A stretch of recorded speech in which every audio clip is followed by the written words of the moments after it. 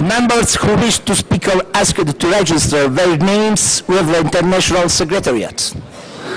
The list of speakers will be closed at 11 tomorrow morning. Later at this meeting we shall hear from the Special Envoy of the Chairperson Office of the OSCE, Mr. Yatsiuk. Mr. Yatsiuk has agreed to take questions after his address. Could I ask those members of the Joint Committee who wish to put questions to Mr. Yatsiuk or who wish to contribute to the discussions to please give their names to the procedural advisor.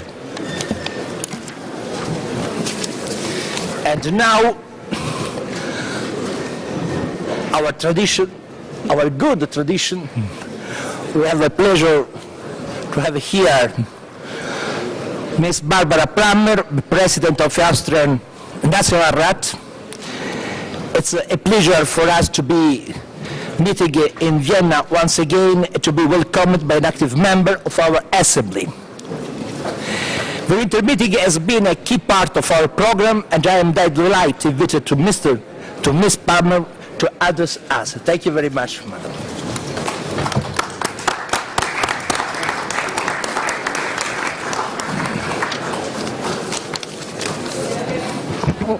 Sehr geehrter Herr Präsident, Herr Vorsitzender. Ja, ich hoffe, es funktioniert, oder? Hören Sie mich? Ja? Sehr geehrter Herr Präsident, Herr Vorsitzender, Herr Generalsekretär, liebe Kolleginnen und liebe Kollegen, ich freue mich, dass ich Sie wiederum im Namen des österreichischen Nationalrats bei der traditionellen Wintertagung der Parlamentarischen Versammlung der OSZE in Wien begrüßen darf.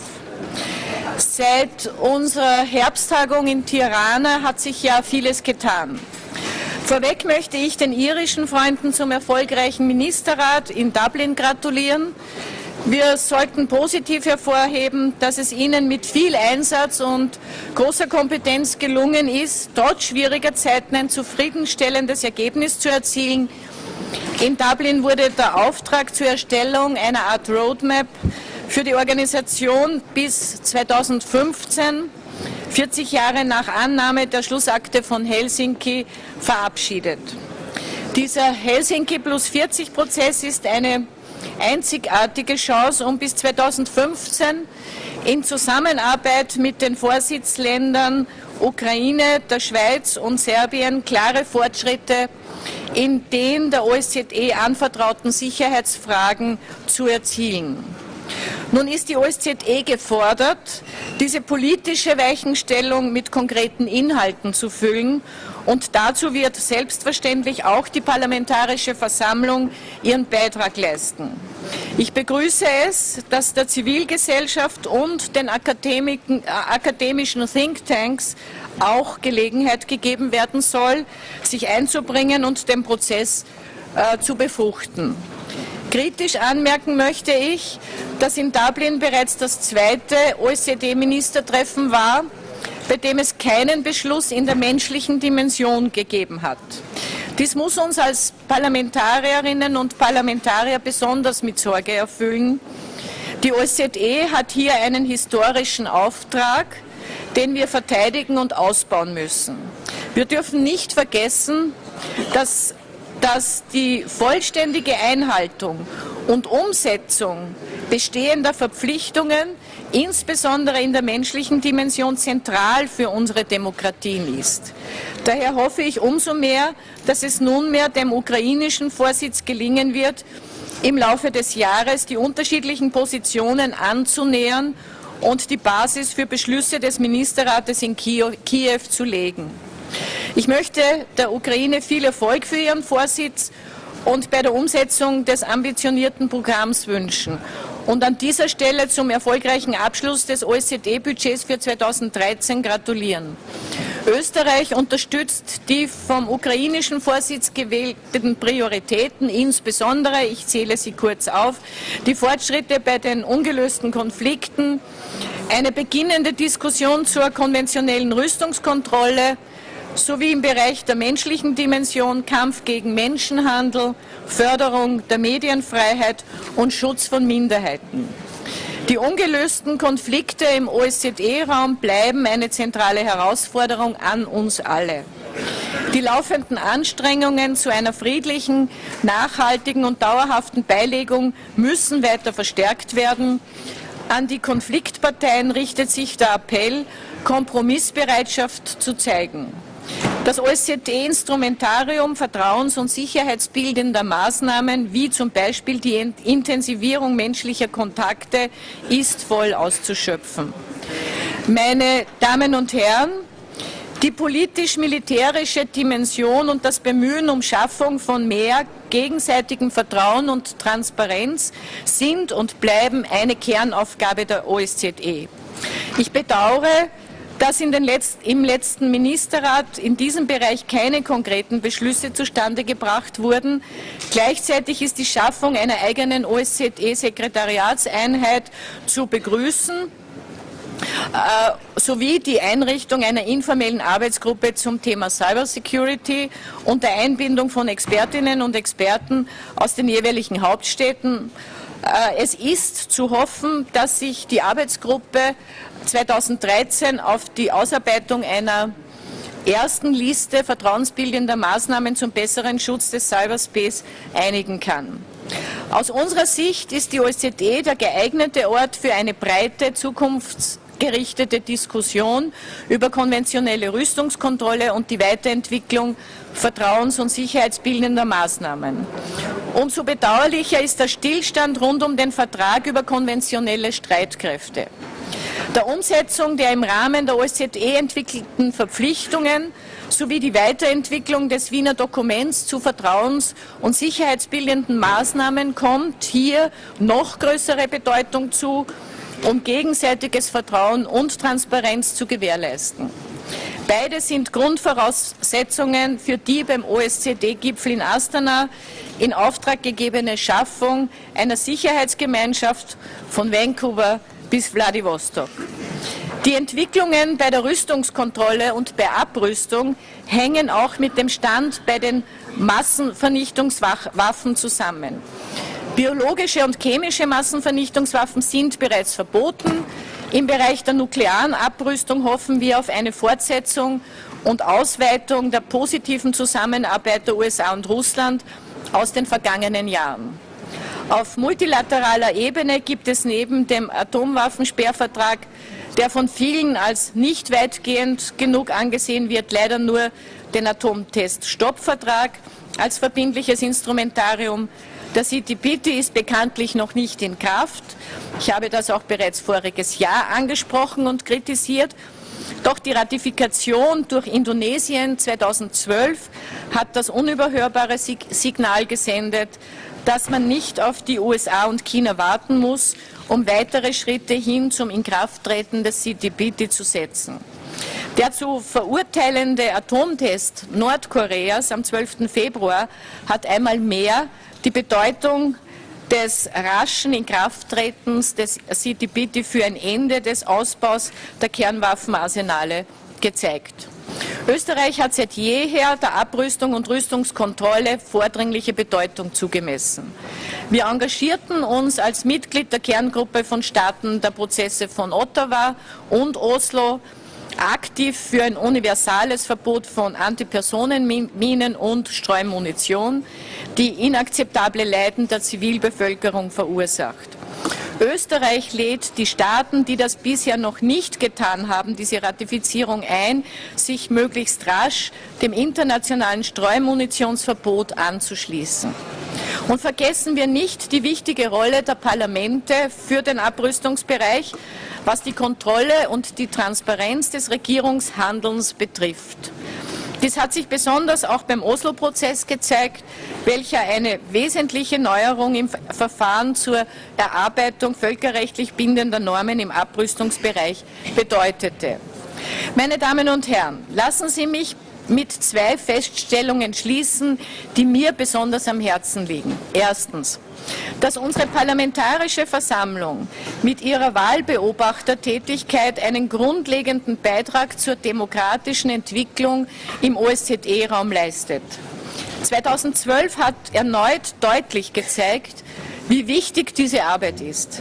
Die Beobachtung und Beurteilung von Politikerinnen und Politikern, die selber Wahlen zu schlagen haben und daher persönliche und institutionelle Erfahrung einbringen können, ist ein essentieller Teil der OSZE-Wahlbeobachtung. Ich darf Ihnen versichern, dass das österreichische Parlament auch in Hinkunft intensiv an den Wahlbeobachtungsmissionen der Versammlung teilnehmen wird. Zweitens möchte ich aber auch kritisch auf einen Punkt hinweisen, der mich mit großer Sorge erfüllt. Die fehlende Zusammenarbeit aller OSZE-Akteure bei den Wahlbeobachtungen. In Dublin hat Präsident Migliore die Aufkündigung des Kopenhagener Abkommens betreffend die Kooperation mit ODIHR ausgesprochen. Wenn ich sage, dass es Gründe für diesen Schritt gab, möchte ich gleichzeitig betonen, dass die derzeitige Situation weder wünschenswert noch im Interesse beider Seiten ist. Die Rolle von ODIHR ist uns allen gut bekannt und dessen Arbeit ist auch sehr wichtig. Wir sind uns dessen bewusst. Die Wahlbeobachtung ist jedoch niemandes Monopol, auch nicht von ODIHR. Es ist ein gemeinsames Unterfangen. Im Laufe der Zeit haben sich Empfindsamkeiten aufgebaut, sodass man nicht ohne weiteres zur Tagesordnung übergehen kann. Wir dürfen jedoch auch nicht das Kind mit dem Bade ausschütten. Wir brauchen den vertrauensvollen und respektvollen Umgang miteinander und einen vollen und ungehinderten Austausch von Informationen. Ein funktionierendes Miteinander ist in unser aller Interesse. Getrennte Wege schwächen den Stellenwert der OSZE-Wahlbeobachtung und die OSZE insgesamt. Und nicht zuletzt sei daran erinnert, dass die Qualität von Wahlen das Fundament unserer Legitimation als Parlamentarierinnen und Parlamentarier ist. Wir haben in der OSZE Expertise, um die uns andere beneiden. Wir sollten dieses große Kapital nicht leichtfertig aufs Spiel setzen. Wir müssen und wollen die nächsten Schritte in aller Gelassenheit setzen und aufeinander zugehen. Hier sind beide Seiten gefragt, ihre Anstrengungen zu verdoppeln. Bei den kommenden Wahlbeobachtungen sollten wir gemeinsam zu klaren Evaluierungen kommen und möglichst mit einer Stimme sprechen. Ich bin sicher, dass es in den nächsten Monaten gelingen wird, die Zusammenarbeit wieder auf eine gemeinsame, taugliche Basis zu stellen. Ich wünsche Ihnen nun und uns allen eine erfolgreiche Arbeit in den kommenden 2 Tagen. Und ich freue mich natürlich besonders, so wie jedes Jahr, dass ich Sie heute am Abend in das österreichische Parlament, in die Säulenhalle einladen darf zu unserem schon traditionellen Zusammentreffen anlässlich der Wintertagung der Parlamentarischen Versammlung. Und dieses Zusammentreffen soll auch die Möglichkeit geben, noch näher aufeinander zuzugehen. Alles Gute.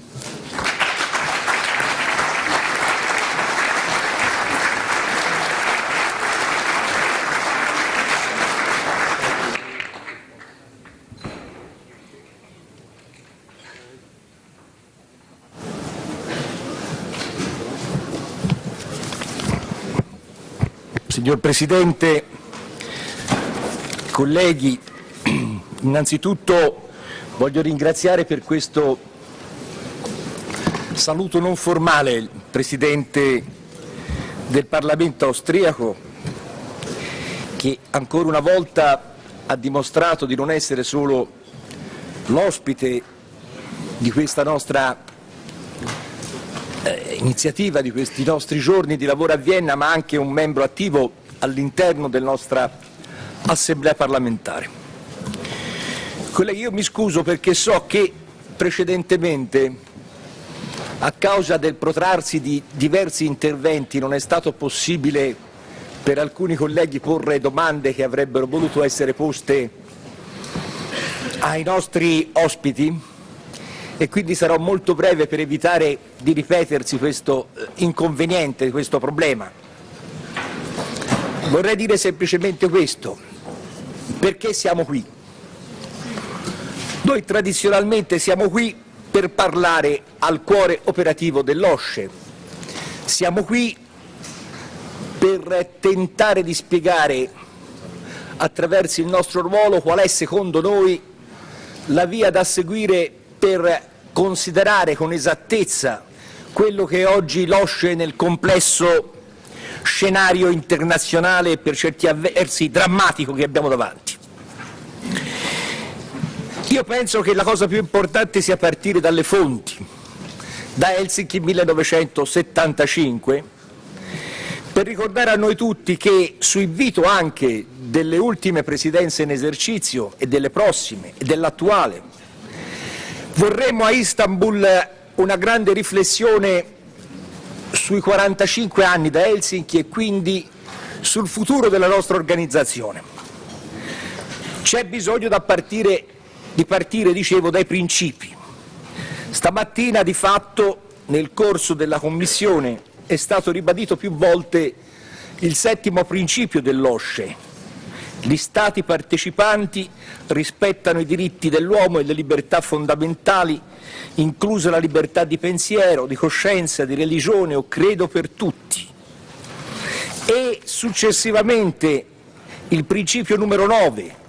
Nello sviluppare la loro cooperazione, gli Stati partecipanti daranno particolare rilievo ai settori enunciati nell'ambito della conferenza della sicurezza e sulla cooperazione in Europa. Ciascuno darà il suo contributo in condizioni di piena uguaglianza. Ecco, se noi consideriamo questi principi, comprendiamo l'attualità, la freschezza delle riflessioni che terremo nei comitati in questi giorni e anche il perché abbiamo inteso nella nostra riflessione annuale nell'Assemblea Generale che terremo a Istanbul riflettere su il tema Helsinki più 45. Vedete, colleghi, noi siamo nati come organizzazione quando le divisioni dell'Europa e del mondo erano a livello di guerra fredda ed abbiamo superato insieme quel periodo.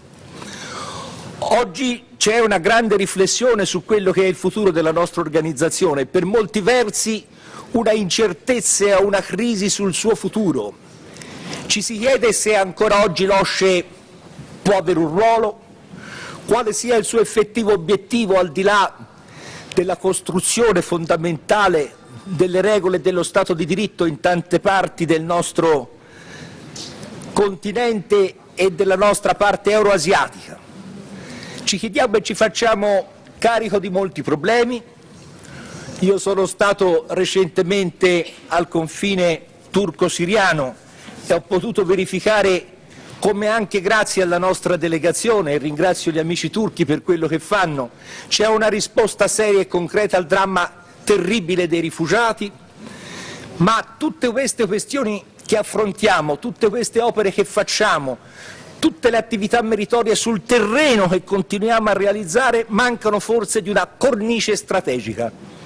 Questa cornice strategica va recuperata e va recuperata, io ritengo, nella consapevolezza che noi dobbiamo essere esigenti con noi stessi ed esigenti con la nostra organizzazione. Non possiamo vivacchiare, possiamo e dobbiamo essere il cardine di un protagonismo sulla scena internazionale di carattere multinazionale. Troppe volte si privilegiano i rapporti bilaterali o le esigenze di un singolo paese a discapito di un equilibrio complessivo di iniziativa a livello multilaterale. Voglio dire semplicemente questo: dobbiamo affrontare i nuovi muri, perché esistono ancora muri nella nostra Europa e nel continente euroasiatico, il muro della fame, che dovremmo affrontare con gli amici della FAO, dentro la grande logica dei Millennium Goals delle Nazioni Unite, il muro delle libertà concrete, il muro dell'uguaglianza, il muro dei diritti delle minoranze nazionali, il muro dei conflitti congelati, il muro che divide ancora oggi drammaticamente le due sponde del Mediterraneo. Stamattina, incontrando la delegazione marocchina, ho appreso che quel paese si appresta a chiedere con un passo avanti di trasferire la propria posizione da paese partner a paese membro della nostra organizzazione, affiancando, e ci saremo tra qualche settimana, l'ingresso ufficiale della Mongolia nella nostra organizzazione. Io lo ritengo un fatto di straordinaria rilevanza perché apre nuove prospettive di cooperazione e di collaborazione tra le due parti del Mediterraneo. Così come il Parlamento della Mauritania si appresta a chiedere di diventare partner della nostra organizzazione e il governo libico si appresta finalmente a chiedere uguali misure. Questo dimostra una vitalità potenziale dell'OSCE che non è pienamente sfruttata. L'Assemblea parlamentare deve avere l'orgoglio, l'ambizione di in qualche misura indicare le strade future alla nostra organizzazione. Io penso che questo sia il nostro ruolo, sia un ruolo importante, determinante, sia il ruolo di chi si sente impegnato sul serio, sul terreno, a rappresentare una moltitudine di uomini e di donne che vogliono vivere nelle libertà fondamentali e nella sicurezza. Ecco, troppe volte sminuiamo il nostro ruolo. Quando ero a Yerevan in questi giorni, in questa settimana lunga di monitoraggio elettorale, ho sentito il rappresentante del Parlamento europeo, giustamente, con enfasi sottolineare che quel Parlamento rappresenta oltre 400 milioni di uomini e che quindi ha una voce autorevole. E scherzando con i colleghi che erano con me presenti, dicevo che se questo orgoglio che risiede giustamente nel Parlamento europeo a livello di logica fosse trasferito automaticamente in quello che è il nostro Parlamento, dovremmo dire, come io dico adesso, che rappresentando 1 miliardo di cittadini siamo la più grande organizzazione interparlamentare del mondo e non dobbiamo avere paura di subalternità o di chi che sia, dovendo dimostrare semplicemente attraverso questa nostra rappresentanza la forza, il coraggio, la voglia di cambiamento per quel che riguarda i nostri paesi e i nostri popoli, per avere un'organizzazione degna del suo grande passato, perché questa organizzazione può avere anche un grande futuro. Io penso che questi siano gli elementi fondamentali per i quali a Istanbul cercheremo di dare un'iniezione di speranza a un'organizzazione che penso ne abbia bisogno. Vi ringrazio per l'attenzione.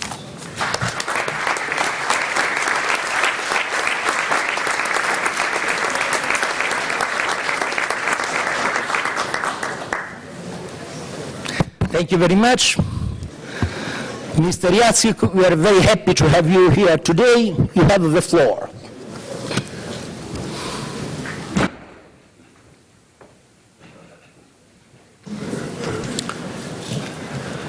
Mr. President, Madam the Speaker, Your Excellencies, ladies and gentlemen, it is a distinct pleasure for me to address today the OSCE Parliamentary Assembly on behalf of the OSCE Chairperson in Office, Minister for Foreign Affairs of Ukraine, His Excellency Mr. Leonid Kozhara. As Minister Kozhara acknowledged in his presentation of Ukraine's OSCE chairmanship priorities on 17th January, the OSCE Parliamentary Assembly plays a vital role and has an important contribution to make in promoting the organization's values, norms and commitments and strengthening the effectiveness of our organization. The Assembly implements this through parliamentary diplomacy throughout our region and through mechanisms such as this, which allow for a frank and thorough exchange of views on the priorities and challenges that the OSCE faces. While listening to members of parliaments at the Assembly session, we hear the voice of all peoples living in 57 participating states. Your work in the field of elections is indispensable to the organization. Election monitoring is one of the hallmarks of the OSCE. I hope that all efforts are made to ensure cooperation and coherence in our activities in this area in order to reinforce OSCE's credibility in the sphere of election observation. The OSCE has distinguished features which make it unparalleled on the Euro-Atlantic and Eurasian security institutional landscape. What it offers its participating states is unique, a format where security threats, both real and perceived, are frankly discussed and addressed in a transparent, comprehensive and inclusive manner. We need to preserve this feature and make full use of the potential the organization has to offer.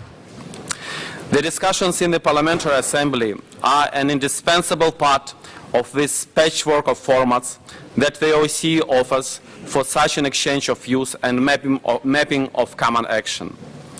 As Chair, we will take good note of the debates, suggestions and contributions of the sessions during the next 2 days.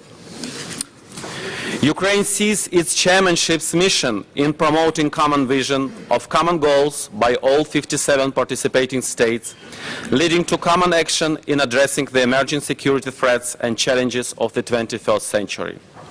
The Parliamentary Assembly role in facilitating interparliamentary dialogue towards the same objectives is essential for the success of our organization.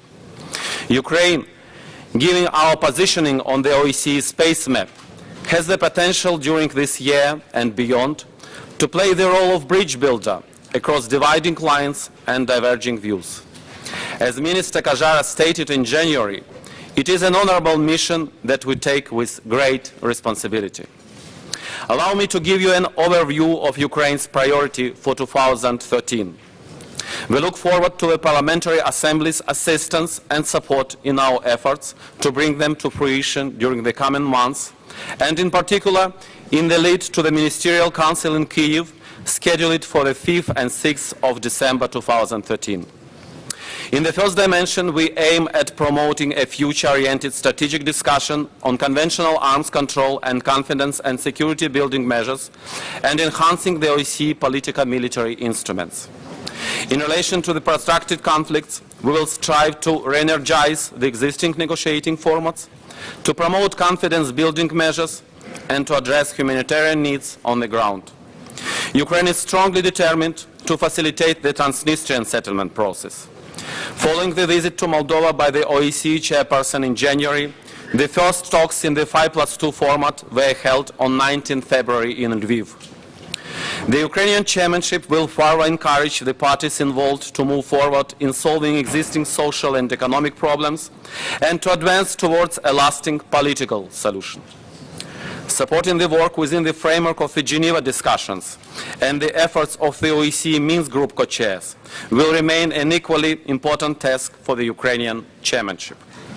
We are currently finalizing our ideas for the annual Security Review Conference, where we hope to have a robust discussion on where the organization stands in relation to its work in both identifying and addressing transnational threats.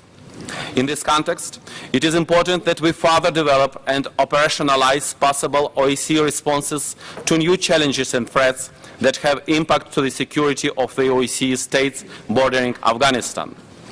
In the second dimension, the chairmanship will build upon ongoing discussions for the possible adaptation of the 2003 Maastricht Strategy document to current challenges.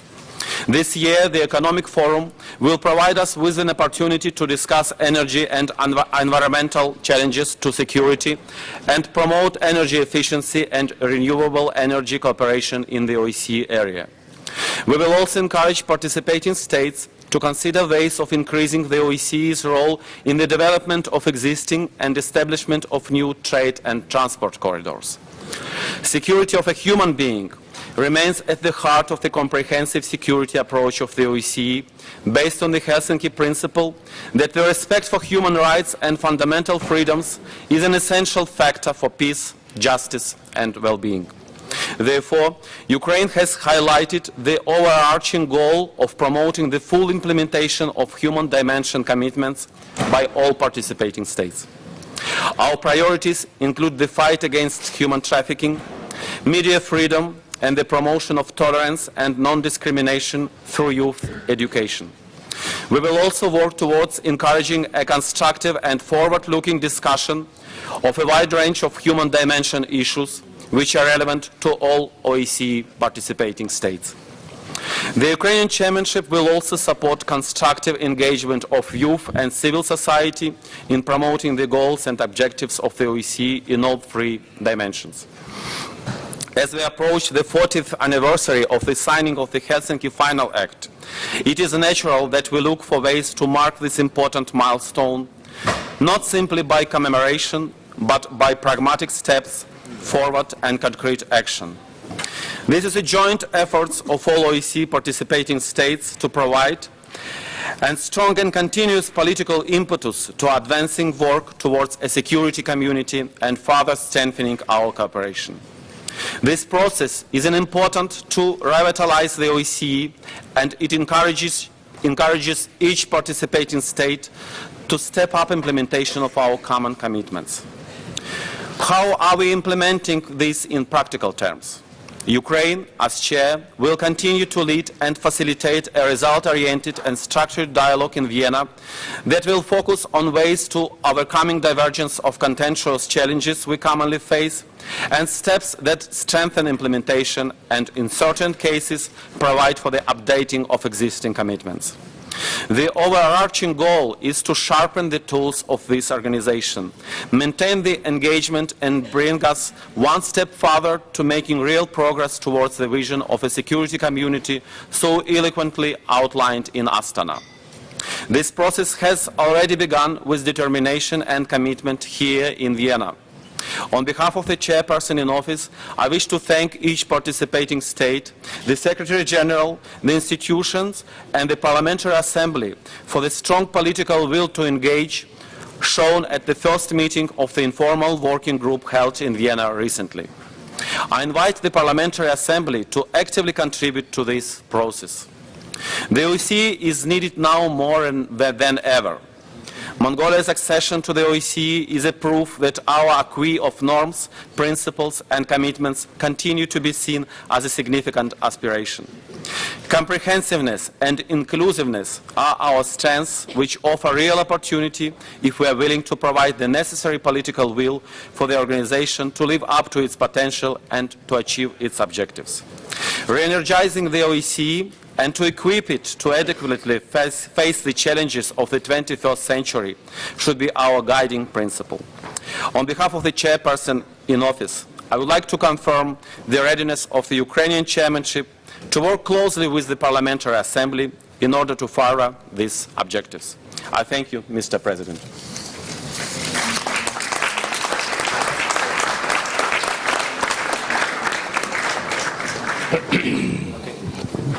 Thank you, Mr. Yatsuk.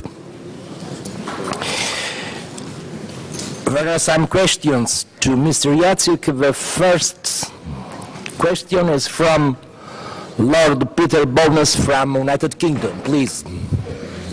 Thank you very much, Mr. President, and I thank the representative of the chairman in office for his address.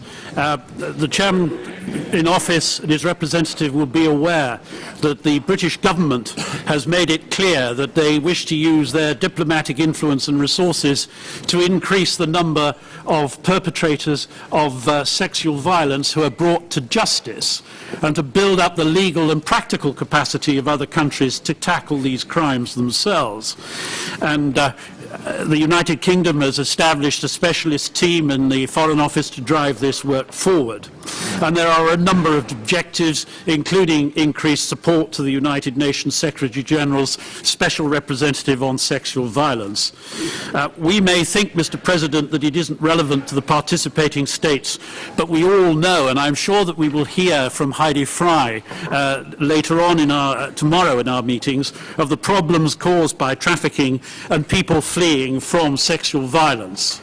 Mr. President, we believe that the work of the OSCE and parliaments are well placed to assist in this work, and therefore I ask the chairman in office whether he will join in urging all his ministerial colleagues as well as parliamentarians to support this initiative and indeed to look at the display which is in the room outside. Mr. President, while I have the floor, two short specific questions. Will the chairman in office give consideration to the specific request in the Parliamentary Assembly's Monaco Declaration that at the end of each chairmanship in office there should be a specific report to national parliaments and national delegations on the work of the preceding work in office? This would be help us in our work, better to advise this Assembly of the work done in the field, so that we can have a better understanding of both the problems and the progress which is made. And thirdly, particularly as discussions about Helsinki Plus 40 go forward, we will need that further information of what happens within OSCE itself on a regular basis. And the representative of the chairman in office has welcomed the impending membership of Mongolia, which indeed we all do. But does he agree that part and parcel of the consideration of Helsinki Plus 40 must be some establishment of the criteria for membership of this organisation, including a geographical criteria? Thank you, Mr. President. Thank you, Peter. And now, Mr. Victor Dolidze from Georgia. Please. Thank you very much, Mr. President. First of all, I would like to congratulate Mr. Yatsenyuk and the distinguished Ukrainian delegation for taking the chairmanship. And such a tough, I would say, responsibility on their shoulders. And I would like to wish you all the best in your this new capacity. My question also goes to the Ukrainian chairmanship, and it's also regarding the Helsinki Plus 40. I think that this process is on a very starting point now, which is coming from the Irish chairmanship.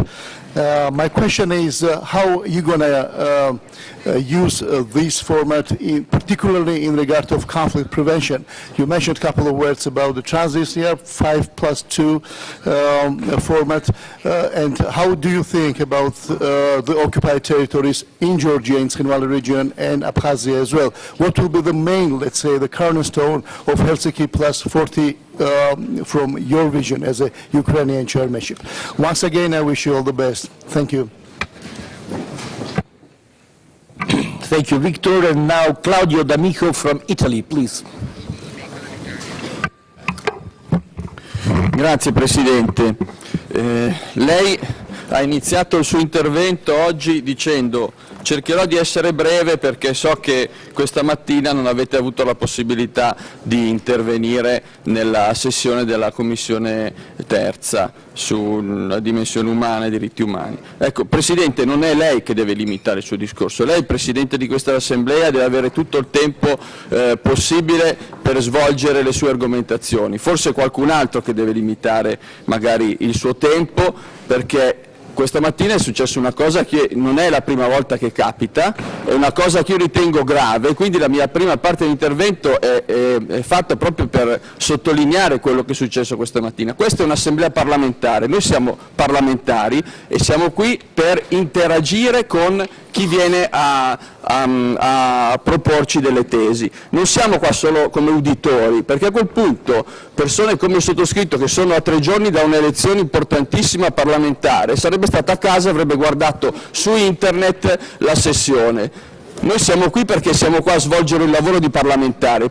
Il lavoro di parlamentare vuol dire intervenire, non vuol dire stare zitto davanti a un tavolo e ascoltare qualcuno. E quindi io penso che tutti i nostri lavori debbano essere strutturati in modo che metà del tempo sia dato ai parlamentari per intervenire, non che rimangono 2 minuti alla fine e se si può intervenire si interviene per 30 secondi perché non c'è più tempo, soprattutto quando si parla di diritti umani, perché c'è tanta gente che si sciacqua la bocca con i diritti di tutti e il primo diritto, che è quello di noi parlamentari che facciamo parte di questa assemblea, il nostro diritto di parola non viene soddisfatto. Quindi questa è la prima cosa che volevo dire. Poi voglio congratularmi e fare i migliori auguri di buon lavoro alla Presidenza ucraina. Credo che l'Ucraina sia fondamentale per fare da ponte tra Est e Ovest, tra l'Europa dell'Est e l'Europa dell'Ovest, soprattutto quando troppo spesso sono stati usati in passato doppi standard, e mi riferisco a comportamenti e modi di osservare le cose in un modo nel riguardo dei paesi dell'Est Europa e un modo nel riguardo dei paesi dell'Ovest. Ecco, quindi io mi auguro che proprio questa Presidenza ucraina serva a far sì che la nostra Assemblea, la nostra organizzazione non abbia più nessun tipo di doppio standard nell'affrontare i problemi che ci sono nei vari paesi. E poi voglio fare una proposta di seguire un tema che si lega a quello che si è detto questa mattina nella Commissione della dimensione umana e diritti umani, ma è una proposta reale. Allora, la Dichiarazione dei diritti dell'uomo all'articolo 3 dice che ogni individuo ha diritto alla vita, alla libertà e alla sicurezza della propria persona.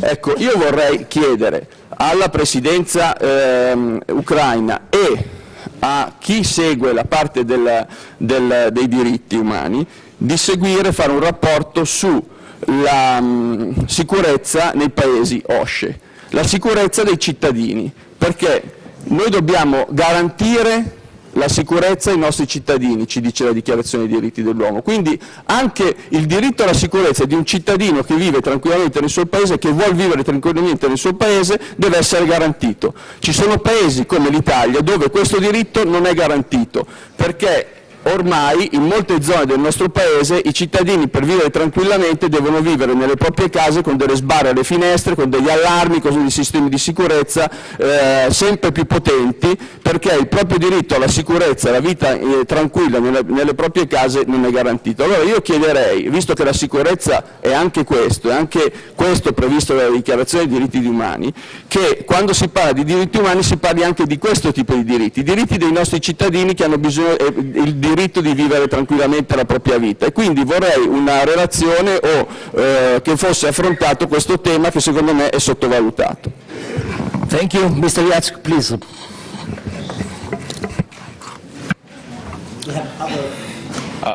Absolutely.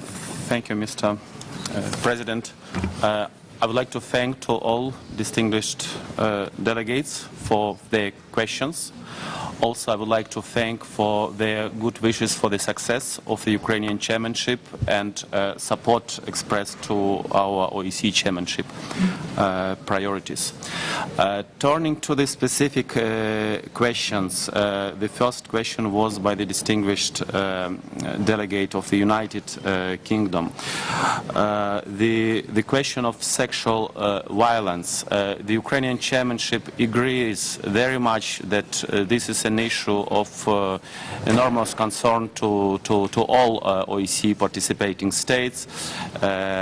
Just recently it came to the fore of the media attention, but we shouldn't wait for such events to pay more attention to this really shameful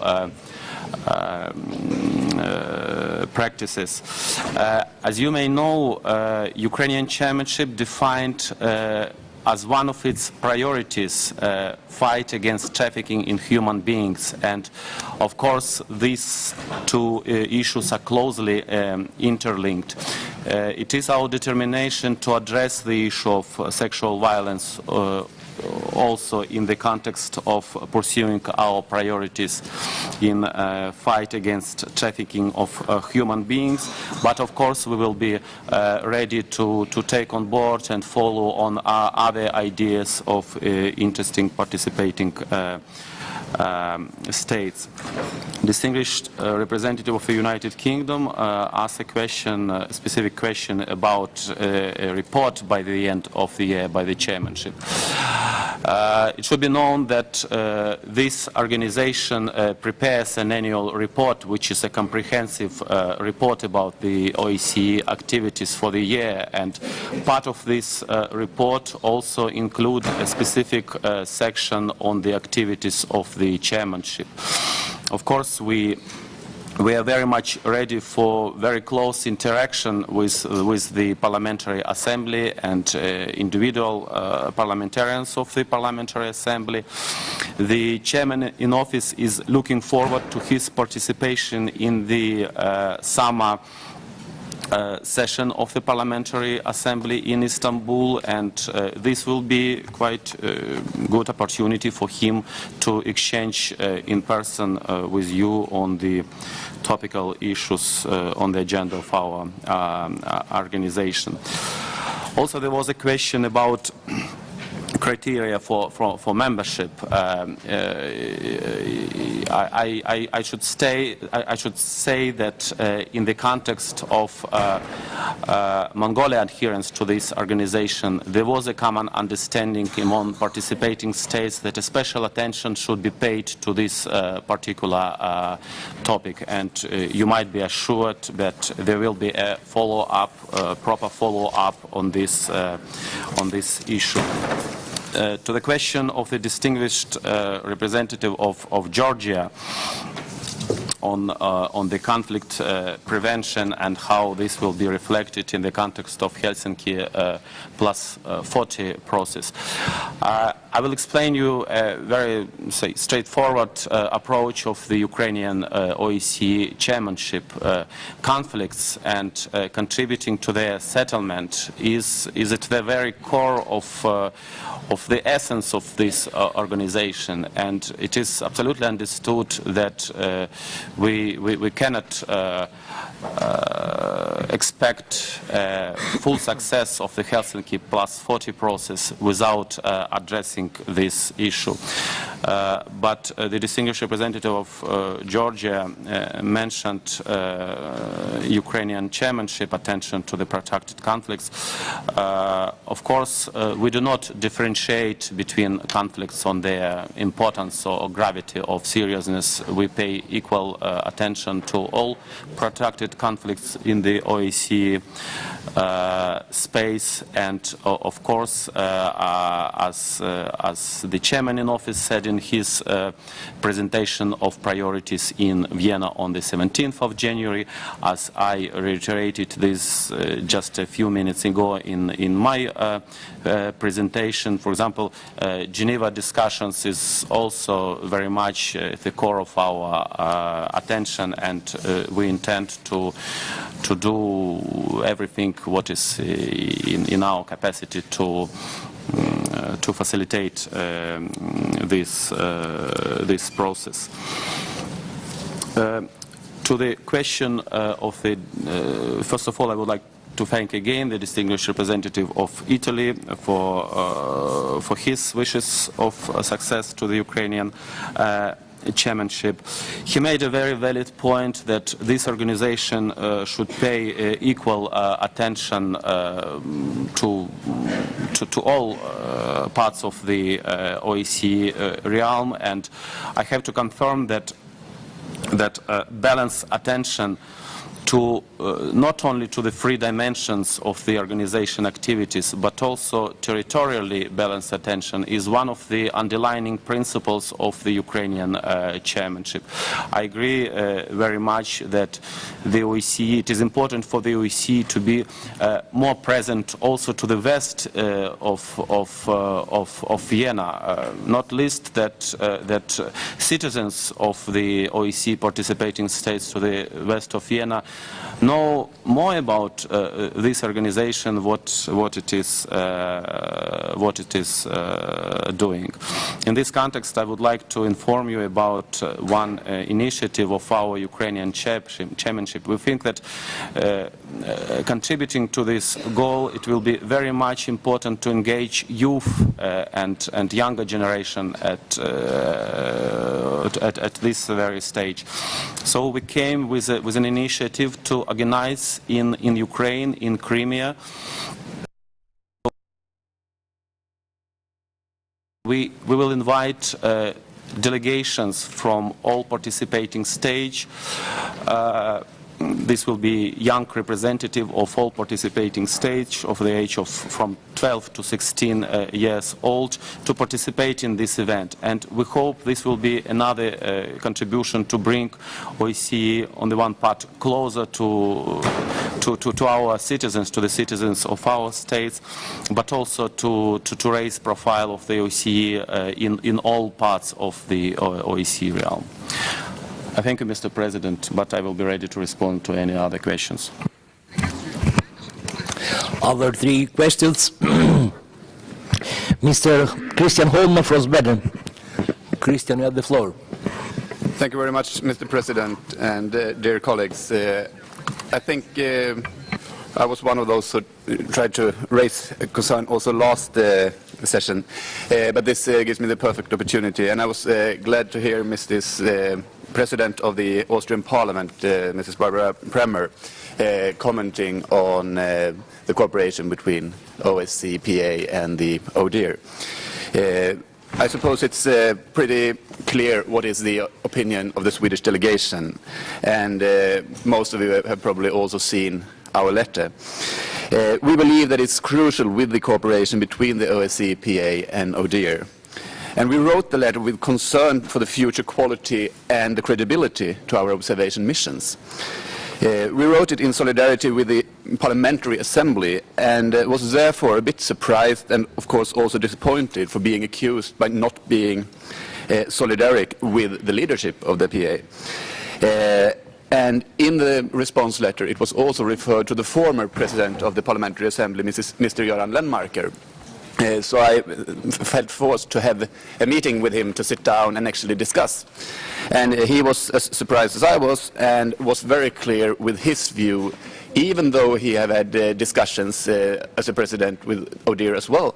He said this is the basic foundation with our organization, that we have a well-functioning cooperation between the OSCE Parliamentary Assembly and the ODIHR as a whole.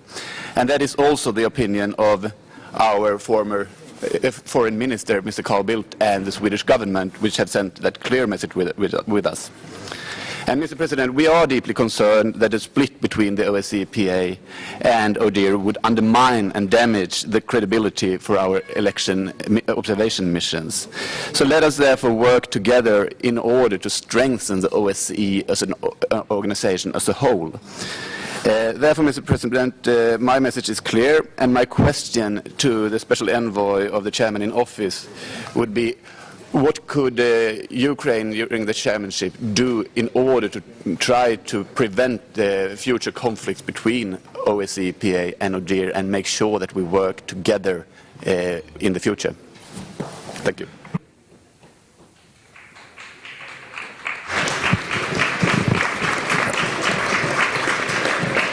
Thank you, Christian. And now Alain Neri from France. Oui, merci, Monsieur le Président. Je tiens à remercier les intervenants qui se sont exprimés. Je crois que la décision de lancer le processus Helsinki plus 40 est une chance pour l'OSCE et doit donner une impulsion politique forte pour les 3 années qui viennent. Elle a le mérite de réaffirmer les engagements de l'OSCE. Et je pense que les présidences ukrainiennes, suisses et serbes vont devoir collaborer étroitement en vue d'établir un dialogue stratégique, notamment avec le groupe de travail informel élargi. La présidence ukrainienne a une responsabilité spécifique et je lui souhaite succès et réussite. Il lui revient en effet de lancer le processus. C'est donc d'elle que l'on attend la détermination des résultats attendus, des thèmes à traiter et des modalités des débats. Comment entend-elle mener cette mission et quelle collaboration entend-elle développer avec les présidences suivantes, à savoir suisse et serbe? L'OSCE doit mettre son expérience et son expertise à contribution pour œuvrer à la résolution des conflits qui durent depuis trop longtemps. Elle doit aussi agir pour mettre un terme aux violations des droits de l'homme et lutter contre les graves menaces que sont le trafic de stupéfiants, la traite des êtres humains et particulièrement le terrorisme, plus que jamais d'une triste et brûlante actualité. La solidarité et l'unité d'action des démocraties doivent se manifester fortement et activement. Comment l'OSCE va-t-elle relever ces défis? Quels moyens vont être déployés par la présidence ukrainienne dans un premier temps et par les présidences suisses et serbes ensuite? Merci.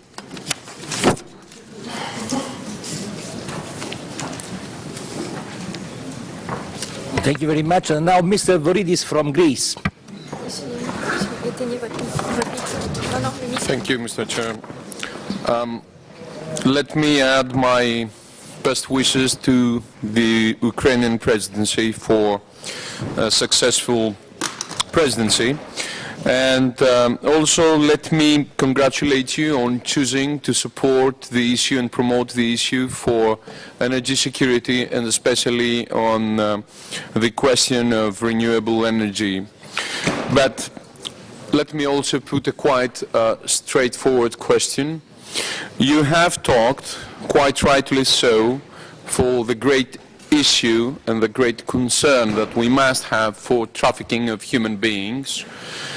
And I think also one should also always remember that there is a great danger which is called terrorism, and one should address this issue when he's talking with security, about security.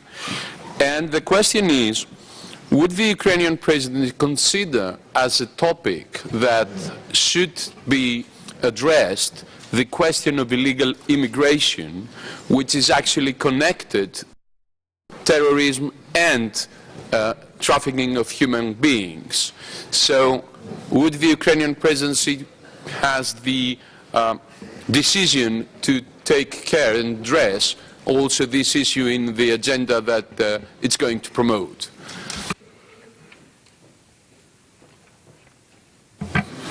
Thank you very much. Mr. Yatsuk, please.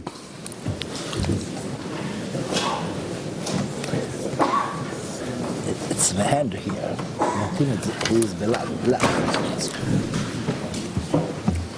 Thank you, Mr. President. On the first question by the distinguished representative of Sweden expressing concern over the split between ODIHR and Parliamentary Assembly electoral observation activities, I stated in my address delivered on behalf of the OSCE chairmanship in office that we really recognize the election monitoring as one of the hallmarks of the OSCE, and we hope that all efforts are made to ensure cooperation and coherence in our activities in this area in order to reinforce OSCE's credibility in the sphere of election observation. So the OSCE chairmanship is not happy with the current split, and we would like to see the situation being fixed and normalized. If the chairmanship will be requested to play a role, we will do our utmost. At the same time, we should also be aware about the autonomous status of those both institutions, and for the Ukrainian chairmanship this principle of autonomous character of activities of those two institutions is equally very dear. So there has to be found a balance between those two really indeed major preoccupations. To the question of the distinguished representative on France, on how we will promote the Helsinki Plus 40 process, distinguished members of parliament know that one of the first decisions of the Ukrainian chairmanship was to establish an informal working group here in Vienna. It had recently its first meeting. We consider this, despite the fact that it is called informal, we consider this as a main vehicle to promote the Helsinki Plus 40 process. We attach great importance to the all-inclusiveness of this process, that all views are taken on board. We do believe that this is still a long-term process. We still have 3 years ahead of us, so we do believe it would be important that after the end of each consecutive chairmanship, that is of Ukrainian chairmanship, next Swiss chairmanship, and in the end this will be Serbian chairmanship, we kind of take stock of what we achieved during the year, and we reflect this in appropriate decisions by the OSCE Ministerial Council. But once again, this is an endeavor for all participating states, with all the importance that the chairmanship plays in this process. It is still up to the participating states to show, to demonstrate the political, proper political will to make sure that in 2015 we just not congratulate this organization on its 40th anniversary, but really we adopt very concrete guidance for this organization's future activities. And I use this opportunity to request you, as representing peoples of participating states, also to make a contribution to this process, that in the end we have successful outcomes. On the last question on the issue of illegal immigration, I have to be very frank with you. This is issue within the scope of our attention, and of course we are ready to pursue on them.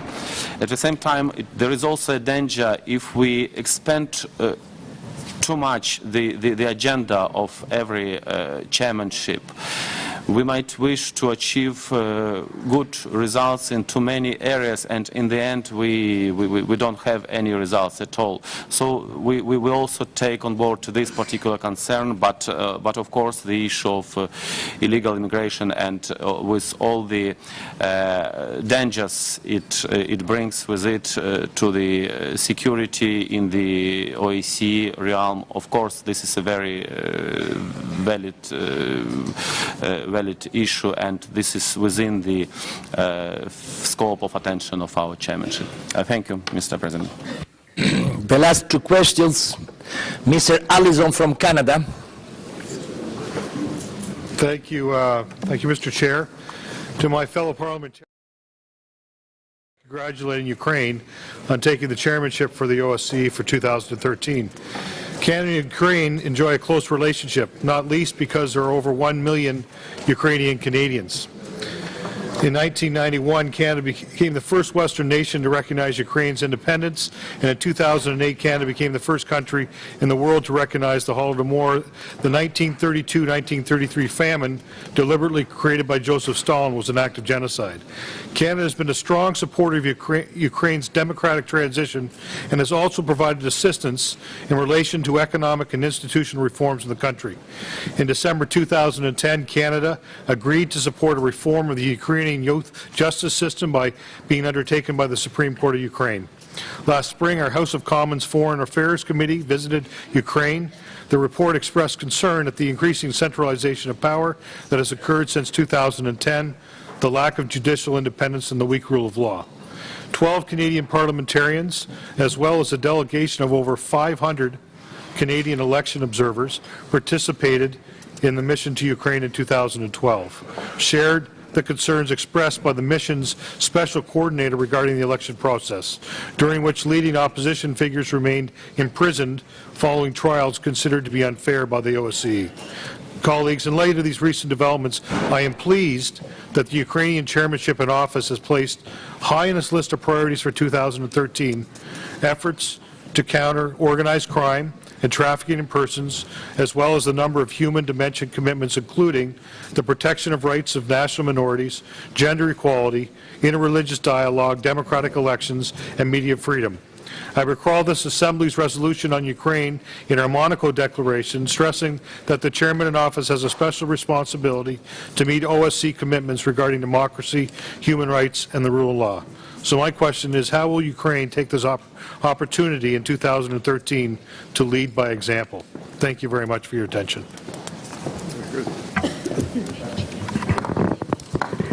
The last question, Mr. Bantini from Italy, please. Grazie Presidente. La riflessione sul futuro dell'OSCE è complessa, ma io condivido lo spirito che ha animato la relazione del Presidente Migliori. È necessario che l'OSCE sia più esigente anche con gli Stati membri sui diritti umani e gli standard essenziali della democrazia. Questi diritti sono ormai considerati diritti fondamentali del nuovo ordinamento giuridico globale. Nella riflessione Helsinki più 40, che inizierà a Istanbul, le tre dimensioni tradizionali dell'OSCE potrebbero essere ovviamente mantenute, ma riconsiderate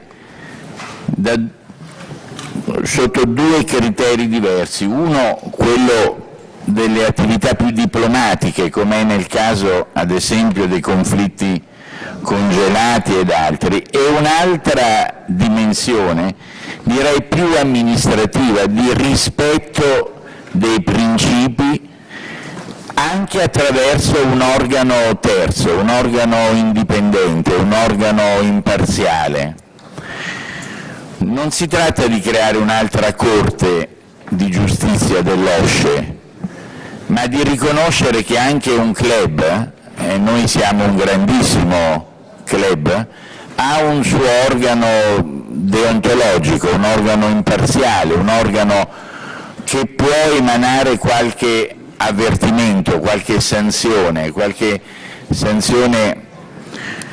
sulle violazioni più gravi, che ovviamente serve a far sì che i principi nei quali crediamo, i diritti umani ma anche i principi di una democrazia piena, vivano interamente al nostro interno. Allora io rivolgo una domanda insieme ad un augurio alla Presidenza ucraina. Lungo questa strada è possibile immaginare un nuovo organo di giustizia dell'OSCE, un organo di garanzia, un organo terzo, imparziale, che aiuti a far rispettare anche al nostro interno, all'interno di una grande comunità internazionale, i principi per i quali siamo nati e per i quali viviamo? Grazie. Thank you very much. And now the true last. Question, Sánchez Amor from Spain, please. Gracias, señor presidente. Bueno, es obvio que los miembros están preocupados por el conflicto con ODIHR. Es obvio que no se trata de una cuestión que va a preocupar a nuestras poblaciones, pero creo que tener la casa en orden nos permitirá cumplir mejor nuestras misiones para la calle. En primer lugar, quiero agradecer al presidente Migliori la frontalidad con la que ha enfrentado el conflicto, poniéndolo encima de la mesa y no dejando que se convirtiera en una conversación de pasillo, porque hemos corrido el riesgo de tener dentro de casa unos de esos conflictos enquistados que tratamos de arreglar fuera. En segundo lugar, apoyar al presidente y al Buró en la defensa de nuestros derechos firmados y de nuestra posición política. Yo quiero agradecer a todas las instancias que reiteradamente nos piden a la Asamblea Parlamentaria que nos entendamos con ODIHR. Hoy lo ha hecho la señora Pramer, lo ha hecho el colega sueco, lo ha hecho el señor Jatsiuk. Pero yo quiero decirles y recordarles la diferente posición institucional y la diferente legitimidad de un órgano formado por representantes políticos elegidos por la gente y un cuerpo técnico prestigioso y con amplia experiencia, pero un cuerpo técnico. Por tanto, no hay que perder esta perspectiva cuando se nos riñe como si fuésemos niños peleando en el patio del colegio.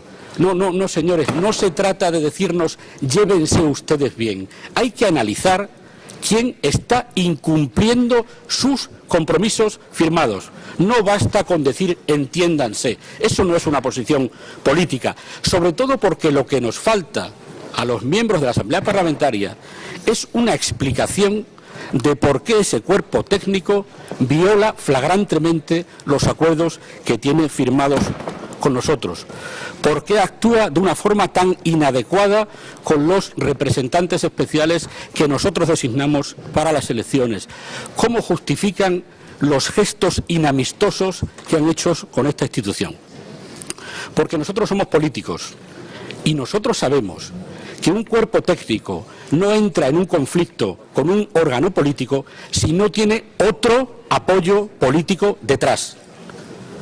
Ningún cuerpo técnico se enfrenta a un cuerpo político, reitero, si no tiene otro apoyo político detrás. Y creo que la solución para este conflicto no es reiterar que tenemos que llevarnos bien. Creo que la solución es preguntar en cada parlamento a cada ministro de Exteriores si en este conflicto está con sus diputados o está con la ODIHR. Llevar a cada parlamento y a cada ministro esa cuestión concreta. Ustedes, señores ministros, ¿están con la Asamblea Parlamentaria, con sus diputados, o están con el cuerpo técnico? Porque así al menos saldremos de dudas. Nada más. Muchas gracias.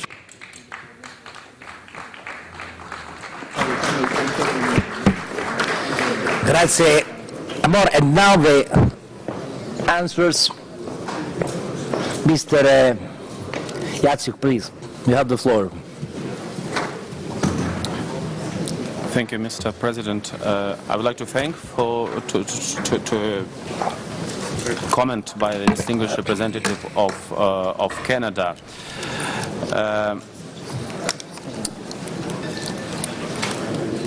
He mentioned let me say concept of OSCE chairmanship as leading by example.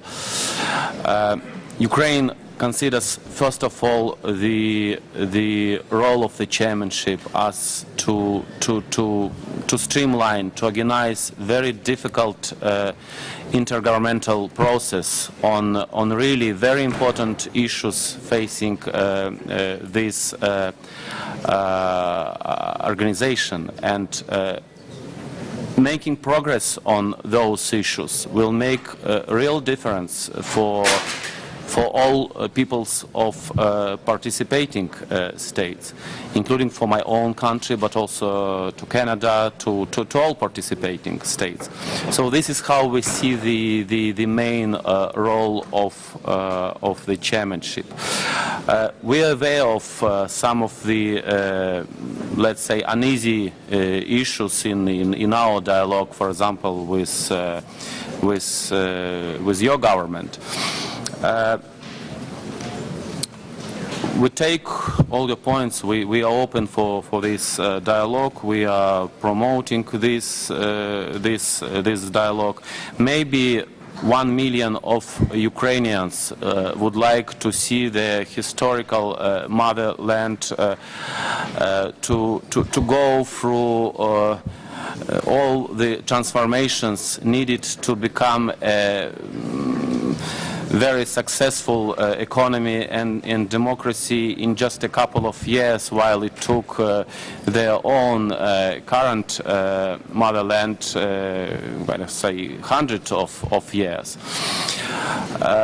We're doing our best, and if you see the progress that Ukraine went through from 1991, when we had a one-party system, when we voted with both hands for just one party, to the current situation in Ukraine, where we have 5 real political forces in the parliament competing with their ideas.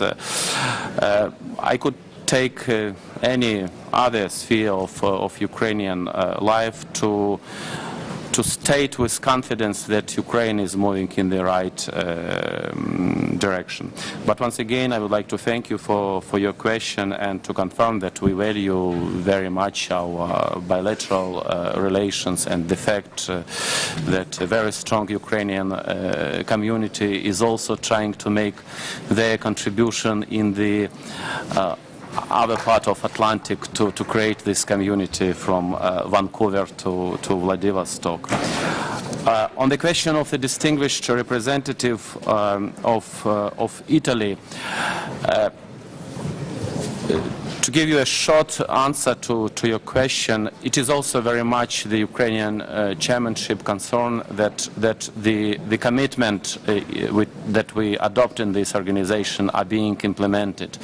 And indeed, this is a very valued issue that you raise, that there is if not an enforcement mechanism, but at least a mechanism which allow us to monitor the implementation of these commitments. Whether we can talk about establishment of an OSCE legal body, of course this is a question for all participating states to decide. If there is a political will among